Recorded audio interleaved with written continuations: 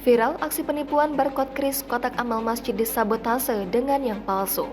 Beredar di media sosial, aksi penipuan dengan modus barcode kris kotak amal masjid disabotase dengan yang palsu. Satu di antara akun media sosial yang memposting modus penipuan tersebut yakni akun Instagram @undercover.id pada Minggu 9 April kemarin. Dalam video yang beredar, tampak seorang pria berkacamata dan berpakaian rapi dengan setelan celana jeans panjang dan kemeja biru tua terekam kamera CCTV. Pria itu sengaja menutup kris kotak amal masjid dengan barcode kris yang sudah dipersiapkannya, sehingga uang amal yang disetorkan jemaah ketika beramal lewat aplikasi keuangan atau bank digital langsung masuk ke dalam rekening pelaku tersebut. Kejadian tersebut terjadi di Masjid Nurul Iman, lantai 7 Blok M Square, Kebayoran Baru, Jakarta Selatan. Mulanya, pria tersebut terlihat sibuk di depan jajaran kotak amal yang terletak di ujung tangga. Terlihat tangannya mengelupas beberapa stiker dan menempelkannya di sisi kotak amal. Stiker itu diketahui merupakan stiker kris atas nama restorasi masjid yang merupakan rekening pribadi Bank Nobu milik pelaku.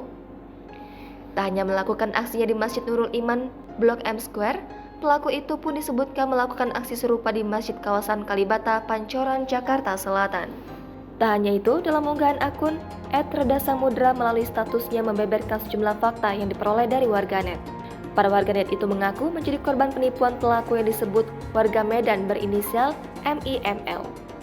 Satu di antaranya korban penipuan. Pernyataan tersebut pun disambut ramai warganet. Mereka pun mengirimkan pesan langsung kepada Reda. Mereka mengaku menjadi korban penipuan pelaku, mulai dari penipuan perumahan syariah, penipuan jual beli ponsel, dan lainnya. Dalam status selanjutnya, pelaku diketahui merupakan mantan karyawan Bank BUMN. Hal tersebut disampaikan seorang warga kepada Reda lewat pesan langsung. Dalam percakapan keduanya, warga mengaku sempat berkenalan dengan pelaku sekitar tahun 2017 hingga 2018. Pelaku disebut bekerja di divisi Social Entrepreneurship Bank BUMN. Unggahan video itu menarik banyak perhatian warganet. Tak sedikit dari warganet yang geram dengan aksi pelaku penipuan tersebut. Jangan lupa subscribe, share, komen, dan like ya.